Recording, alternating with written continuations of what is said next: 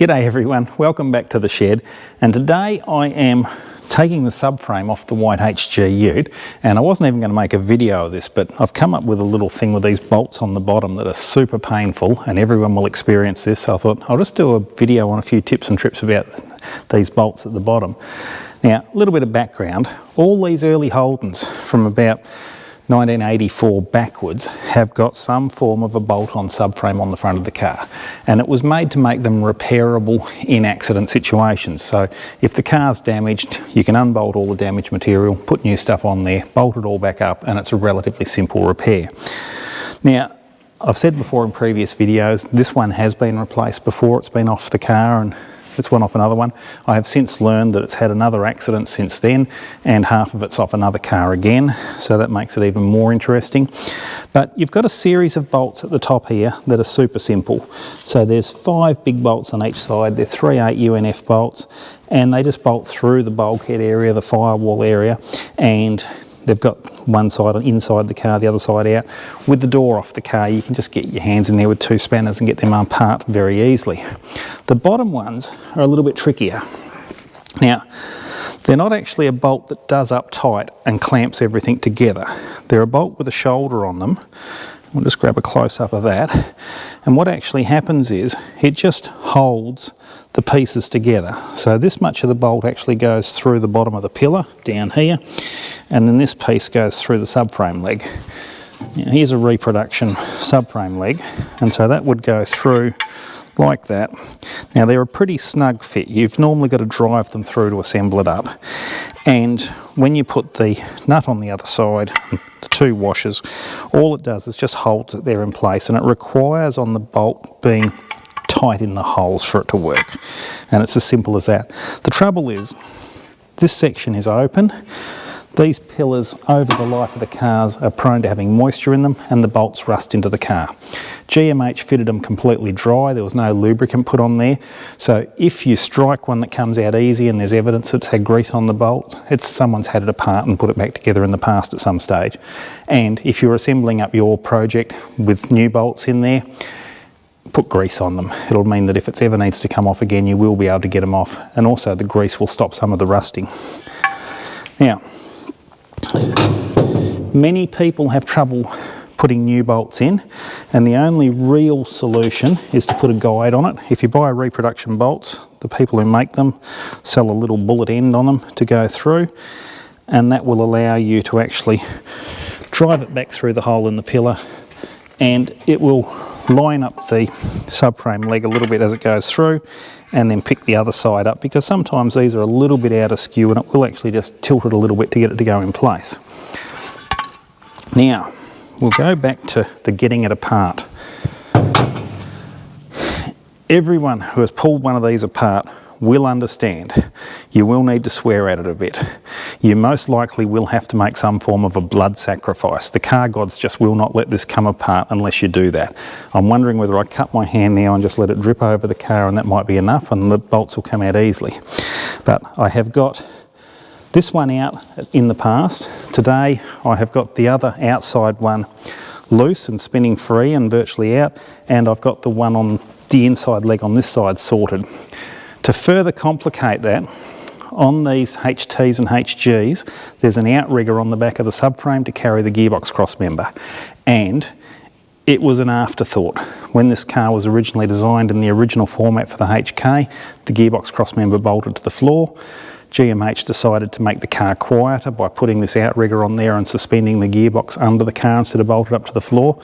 So they added these brackets in, but they come very close to the bolt heads and you cannot get an impact socket over them. You have to use a conventional socket, and normally there's not enough room for that. So that's where we're about to go with that. So we'll get back to getting them out. The big trick is to get the bolt to move.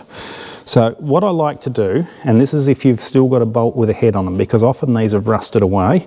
If the head is rusted away, I suggest welding something on this end of it and welding it to a slide hammer, or putting a bolt on there so you can hook a slide hammer onto it and pulling it out with a slide hammer. You probably will need to weld a piece of bar on it so you can actually get it to move and rock it.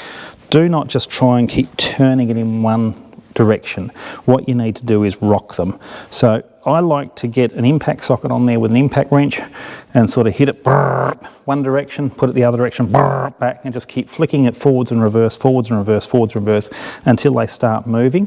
Once you get them to spin, plenty of lubricant all over it, and it doesn't matter what you use, whether it's CRC, WD-40, penetrine, diesel, whatever you want, it will all work. Plenty of lubricant in there, and if you can get the bolt to spin, you can often get a scraper or a screwdriver in underneath the head of the bolt and start working it with it spinning on the impact wrench, and you'll get them to walk out. That's the easy bit. The hard bit, like I say, is getting them moving. So we've got one bolt that won't move. I'll get back underneath there and I'll show you a couple of little tricks from underneath the car. Cozy under here, isn't it? It's quite nice. Right, here's where the problem is.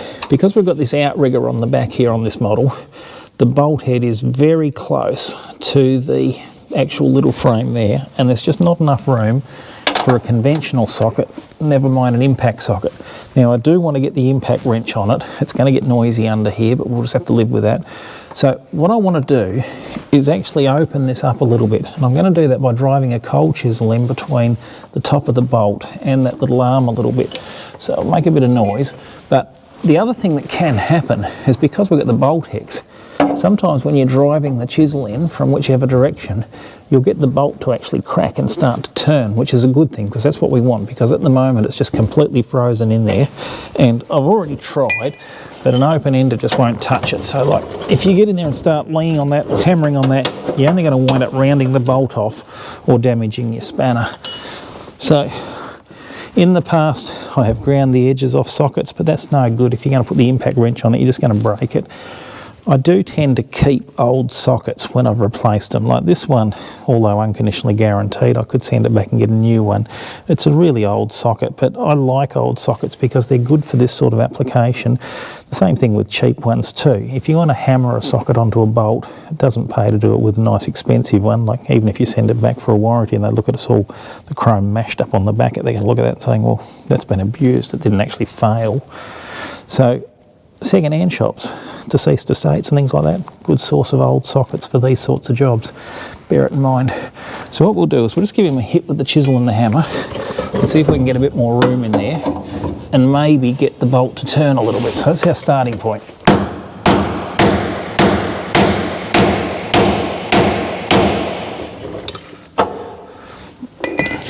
This is about the point in time where the odd expletive or a blood sacrifice could come in handy.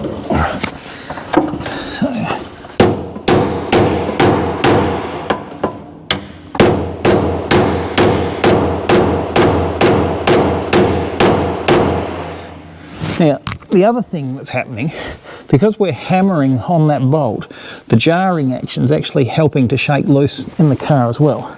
So that socket's going to come off that bolt, but hopefully we can get it to move a little bit before it pops off. And we will be needing to hammer it back on a few times yet. So now I've got the nut off the other side. Everyone's first mistake when you start out on this job is to hit the thread end of the bolt. It's not going to stand up to that. All you're going to do is squash the end of that bolt in, and you're going to burr over that little shoulder, that little thread, and you're just going to make the job worse. So just forget that end exists for now. We want to move on this end.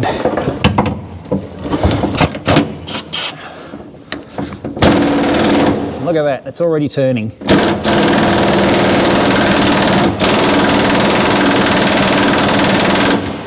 So it's tight, it's turning, but it's slow. So I'll get some lubricant onto it.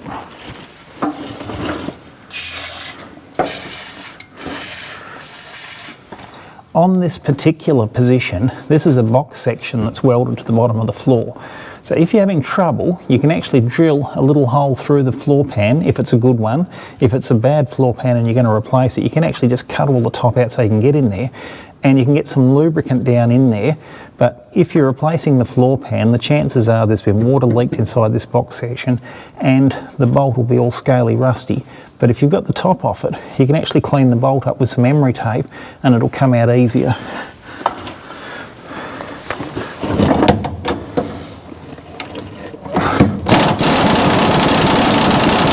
Right, now we're getting him to spin. That's what we want. Now, protect yourselves, don't get underneath the car and have it unsupported and pull all these bolts out and have nothing holding the top of it, because you'll wind up wearing a subframe and that won't be good either.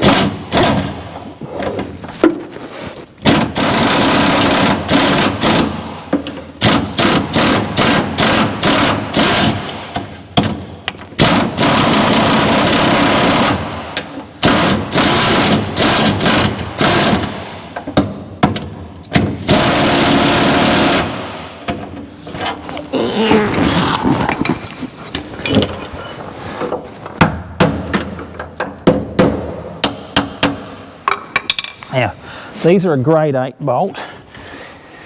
If you have to heat the bolt to get it out or cut it or anything like that, the bolt is ruined. It'll have to get thrown away and replaced.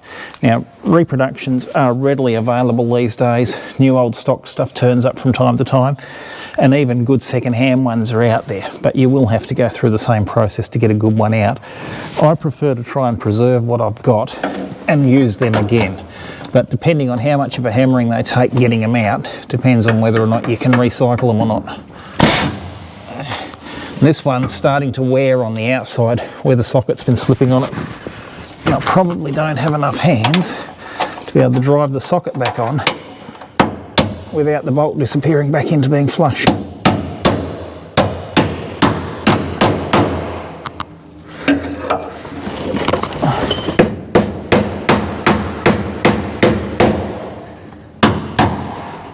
Might have got it.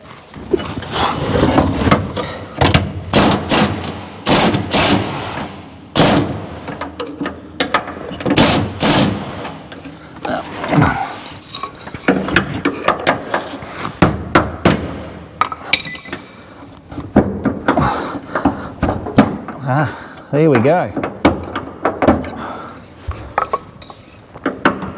Now, I've had these in the past where this one's come out easy actually, where I've actually had to walk it with the rattle gun all the way out and hammer it back in, excuse me, hammer it back in and pull it back out again to actually wear the rust off it. But this one is actually coming out easy. So what I'm doing now, you can either use the edge of the subframe as a fulcrum or drive the scraper up from the bottom like that. An old screwdriver will work just as well. But look at that, we've got him on the run now.